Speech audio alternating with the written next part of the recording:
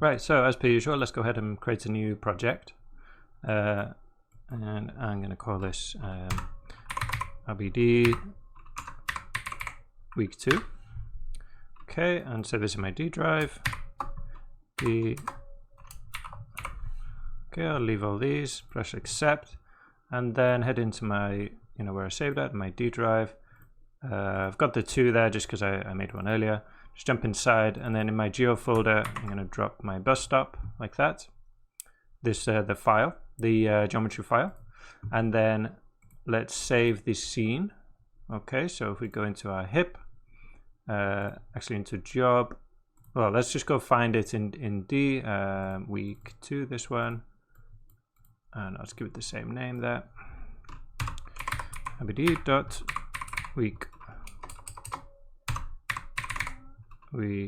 2 dot let's give it a version 1.hip. There we go. Drop a geometry. I'll just call this bus stop, and jump inside. Drop a file node so we can actually bring in that geometry. Okay. And then make sure we're in hip, and then we'll go to geo, and then we've got our geometry node, and we can already tell, because we can't see it, that it's enormous. So if I press spacebar and F, you can see the scale there is like thousands of meters across. So we'll bring that down, just drop a transform. It's quite common for this to happen, because the units in Houdini are meters, and in other 3D packages it could be like centimeter. One could mean a centimeter or even a millimeter.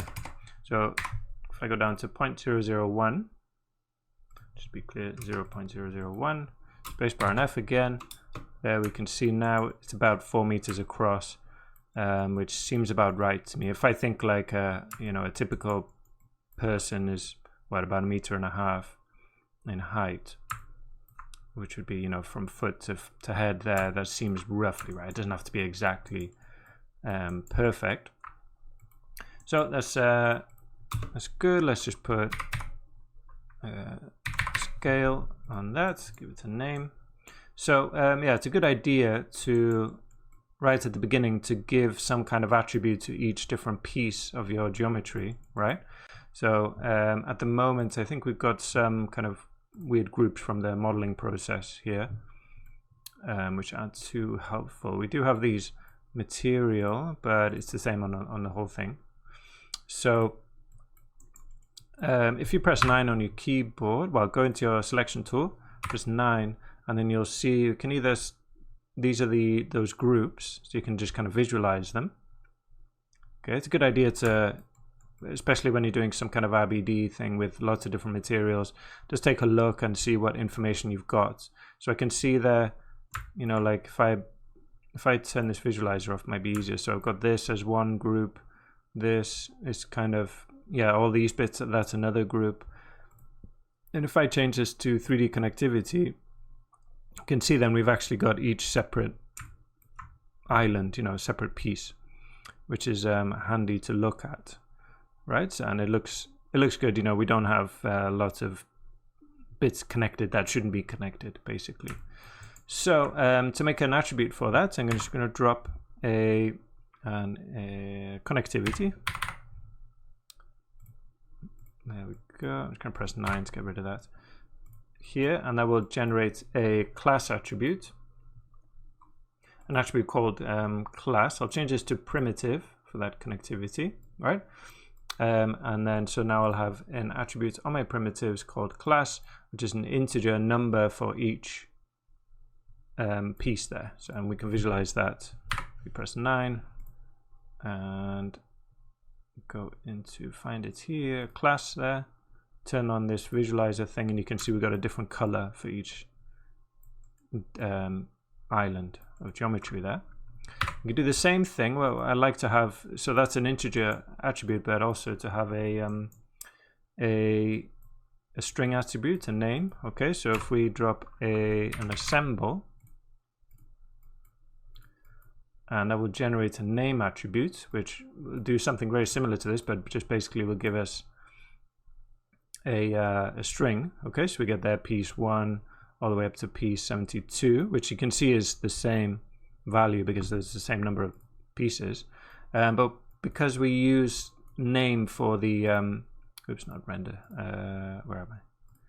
So because we use the name attribute for simulation, I don't want to also use that for differentiating between different pieces, you know, for other processes.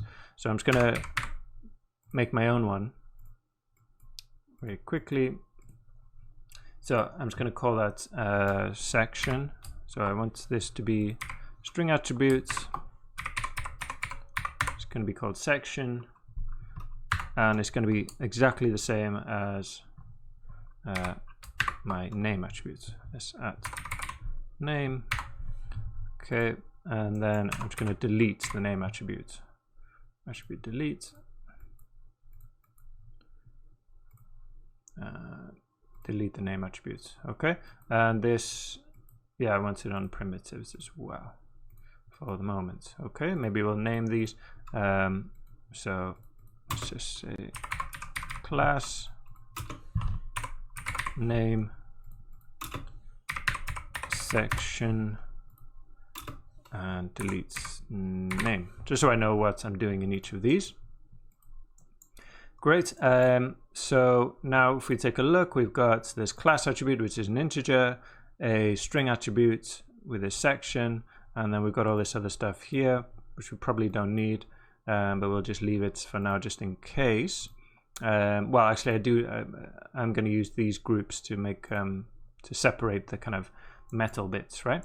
So yeah, we need to split up the sections which are glass, metal, and then I'm going to make wood out of the chair, right?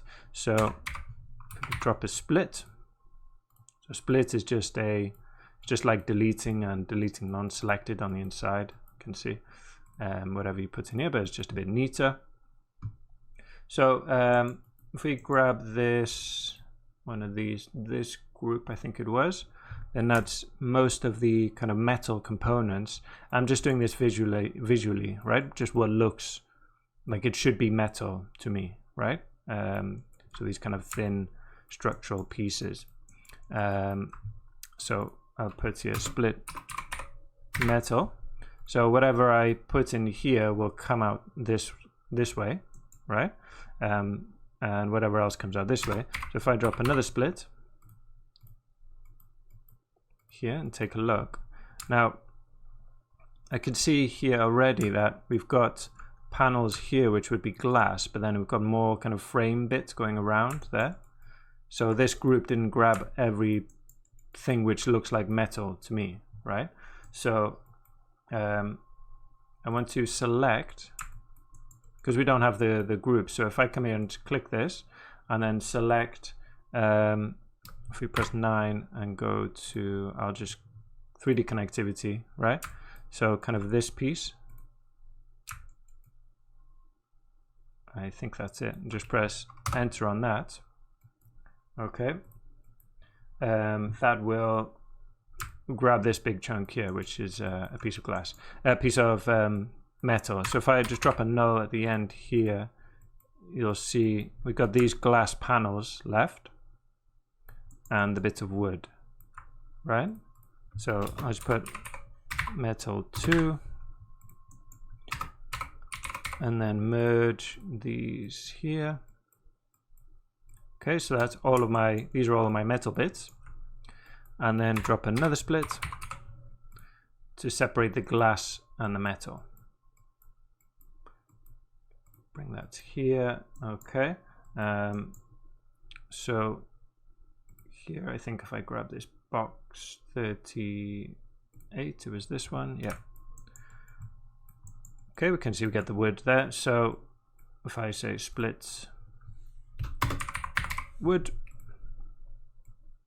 Okay, and then I'll drop some nulls just so we know what's what. So there we got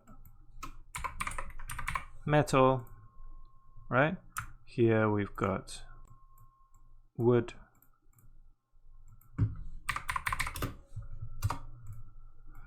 And then what's left over is the glass.